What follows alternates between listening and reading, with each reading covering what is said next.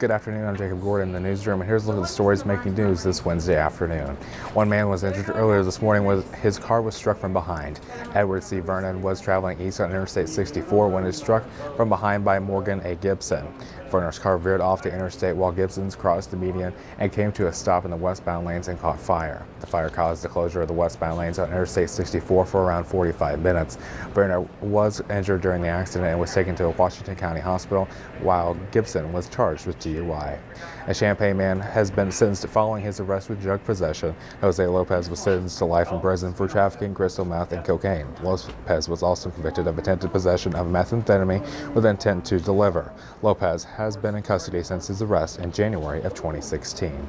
Despite not being close to a fault line, the state of Illinois is at risk for a major earthquake. The Illinois Emergency Management Agency and Central U.S. Earthquake Consortium have teamed up with a way to educate the public about the dangers of earthquakes. They've also created an interactive kiosk in order to share information about possible earthquakes, and the kiosk is located at the University Mall just outside the Science Center and cost around $400,000 to build. The legendary country group Alabama and classic rock star John Mellencamp will be performing at this year's Illinois State Fair.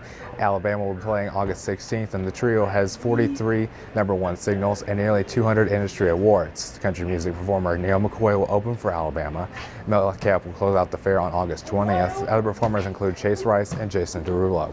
The fair runs August 11th through August 20th. Local workers in St. Louis will be receiving a visit from Vice President Mike Pence today. Pence will be meeting with the workers at the headquarters at Fabricat and touring the facility. Missouri Governor Eric Greitens will be joining Pence for the tour. Pence's visit is expected to conclude with a speech about job growth.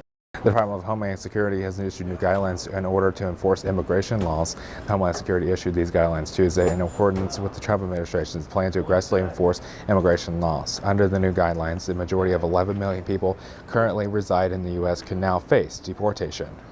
Everybody who is here illegally is subject to removal at any time, but the priority that the president has laid forward and the priority that ICE is putting forward through DHS's guidance is to make sure that the people who have committed a crime or pose a threat to our public safety are the priority of their efforts. Despite the new guidelines, the Trump administration says that the DACA program will remain intact. And here's a look at your river region forecast. Tonight, expect some clouds with a low around 52. Tomorrow, mostly cloudy skies with a chance of showers with a high around 72. And that's a look at what's making news this Wednesday afternoon. For the latest news, weather, and sports, join us weeknights at 5 for River Region Evening Edition.